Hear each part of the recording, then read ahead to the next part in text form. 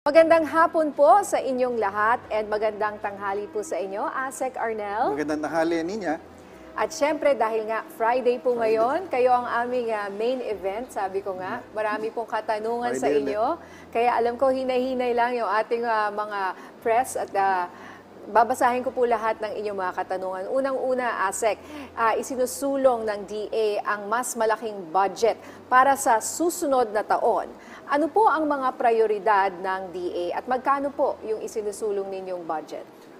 Ninya, ngayong 2025 ay isusulong ng ating administrasyon sa pangunguna of course ng ating kalihim Secretary Francisco Chu Laurel Jr. yung mga malaking pagbabago. Unang-una rito ay naka-anchor ito doon sa tinatawag na 4-year plan ng ating kalihim. So prioridad ngayon yung expansion and improvement ng ating production areas. So tututok ang ating kagawaran sa improvement ng malaking irrigation projects. Kasi alam natin, yung ating agriculture naka-anchor yan sa availability ng tubig. So malaking bahagi ng pondo ng ating kagawaran for 2025 will be focusing on irrigation systems. We'll also be focusing on modernization ng agriculture. We'll also be focusing improvement ng ating post-harvest and mabawasan yung mga post-harvest losses. Papasok din tayo doon sa improvement ng ating logistics, focusing on improvement and expansion din ng mga bagong ports and piers, yung ating mga cold storages. Very important din yung digitalization at yung pagbalanse ng developmental and regulatory functions ng Department of Agriculture. So, ang proposal natin ay doble na budget from 170 to at least 250 billion next year. Wow! Talagang kulang na kulang yung budget natin ngayon para po sa mga gusto nyong mangyari. Kaya kailangan talagang doblehin. So ito naman po, tumaas ang presyo ng pork o baboy dahil pa rin po sa epekto raw ba ng African swine fever. Ano po ang detalye nito ngayon? Ninya, yung sa presyo ng baboy, kung titingnan natin yung prevailing prices, sa Kasim nasa 335 to 340, mas mataas siya ng 5 to 10 pesos nung mga nakalipas na araw at linggo. Pero hindi naman ganun kalaki. In terms sa liempo, nasa 380 pesos pa rin yung ating prevailing prices. Pero nakaka-monitor tayo sa ibang palengke na merong more than 400 yung presyo. Ito yung tinututukan natin niya dahil ang presyo ng ating farm gate ay hindi naman ganun kataas. Nasa a little over 200. So kung dadagdagan natin ito ng 100 pesos, pero ito yung kasi ating benchmark. So dapat nasa mga 320, 330, which is the correct price ng ating Kasim ninyo. Alright. Meron po tayong tanong mula sa ating kasamahan sa media po na si Sheila Francisco ng TV5 at si Clay Padilla ng PTV. Kung hindi raw namamatay sa heat stroke ang manok, ang nangyayari po ay lumiliit daw ang size ng itlog nila dahil sa init. Malaki po ba ang epekto ng init para makaapekto sa supply at presyo po? At kumusta raw po ang presyo ngayon ng eggs? Ninya, actually, unahin ko muna yung presyo. Yung presyo ngayon mas mababa kaysa nung nakaraang linggo simply because yung mga itlog mas maliit, yung iba doon. In terms sa init, kung ang bahay ng ating mga layers ay open space at mainit ang panahon, so directly correlated yung natural environment ng mga manok doon sa dami ng kakainin nila at yung dami ng kinakain nila ay may epekto kung gaano karami yung itlog at saka yung laki ng itlog. So kung mas kukonti silang kumain at stress sila, mas maliit yung itlog na mapuproduce ng ating mga layers or manok. Alright, so yun pala ang rason. Kasi I think connected po sa sagot nyo itong tanong ni Bernadette Reyes ng GMA News. Ano raw po ang gagawin nyo para maagapan itong lumiliit na size ng itlog? Dahil ganun pala yun, pagka hindi kumakain yung manok masyado, syempre yung kanyang product, mas maliit din. Ninya, gusto ko rin idagdag, hindi naman lahat ng bahay ng mga layers ay open space. Marami rin yung nag-adapt na noong merong artificial ventilation or tunnel ventilation. Kaya tuloy-tuloy pa rin yung production ng mga medium and large size ng eggs. So gusto ko rin idagdag na it's a natural cycle Pag summer, may ganitong epekto. Pagdating ng panahon ng tagulan at malamig, maganda rin yung production or productivity ng ating layer. So it's a natural cycle and phenomenon every year. So you mean last year during the summer, ganito rin, mas Yes. lumiit rin po ang itlog kapag summer season? Correct. Tama So yan, Nina. it's not because of the extreme heat that we're feeling right now na baka mas lumiit pa compared dun sa last year? Hindi naman. Halos parehas lang din yan kasi yung siguro na-exaggerate lang ng El Nino, but in terms of yung ating summer season, yung ating rainy season, ay gano'n naman palagi yung na-experience na cycle ng ating layer industry. Pero sapat pa rin po yung supply ng medium and large.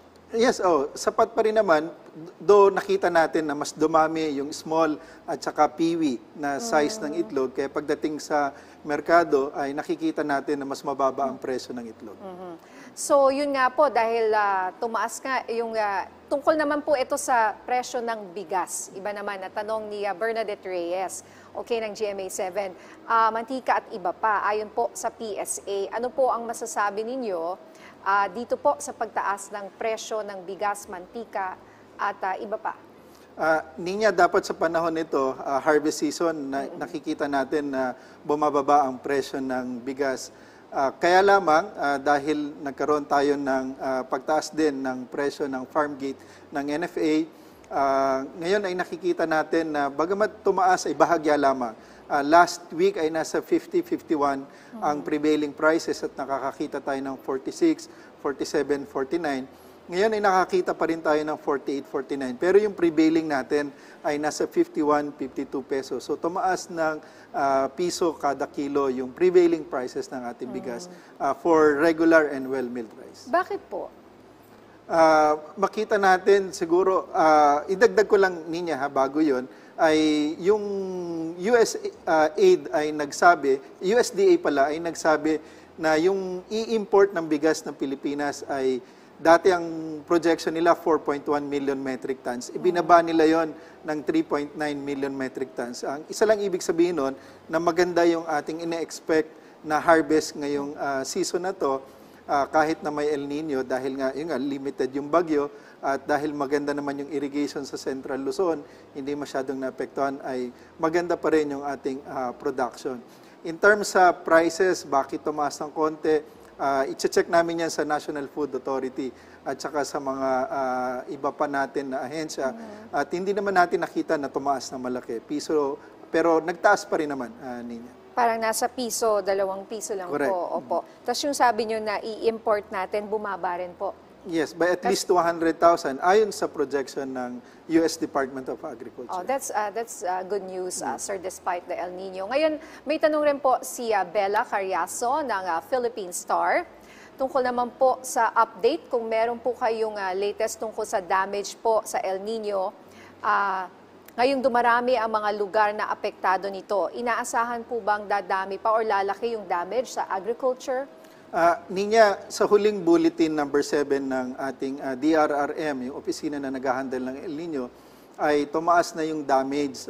Nasa almost 4 billion na to or 3.9 billion. Pero yung area, kasi yung ibang commodity ay nag-report na ng damage sila, especially yung sa high value. In terms sa rice, ay nasa mahigit 30,000 hectares pa rin yung damage nito at hindi pa rin naman ganun kalaki. Overall area damage is about 2% ng ating projected area na nataniman. In terms sa volume, it's about 1.5%. So hindi pa rin ganun kalaki at we're not seeing yung ganun kalaking significance na epekto overall dun sa productivity level natin sa produksyon ng palay sa buong bansa. At may sunod po na tanong si Bella Carriazo, ano daw po ang mangyayari sa panel na nag-iimbestiga sa NFA ngayong na-dismiss po si Attorney Escoto? May ipinalit na daw po ba si Secretary Tiu Laurel? Ninya, si Attorney Escoto ay in-order ng ma-dismiss ng Ombudsman dahil sa kanyang previous na kaso noong taong 2018 at nalulungkot kami rito. Doon sa investigasyon ng panel, siya ang head dito at may dalawang kasama si Attorney Ang Si at saka si ASEC James Layog. So buo pa naman yung, kumbaga na doon pa naman yung majority ng team. At tuloy-tuloy yung pag-uusap at anytime ay re-report at mag-a-announce si Secretary Chu Laurel nung mag-head. For the meantime, ay yung dalawa doon sa natitira doon sa panel ay patuloy pa rin ang ginagawang pagsisiyasat dito sa issue sa NFA. Baka po mag-cause ng delay, sir, dahil dito? Ay, biglaan po ba ito?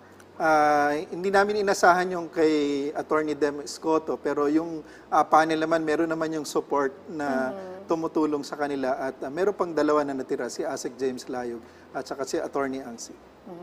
Alright, maraming salamat ASEC Arnel sa mga update na ibinahagi niyo po sa amin mula dyan sa Department of Agriculture.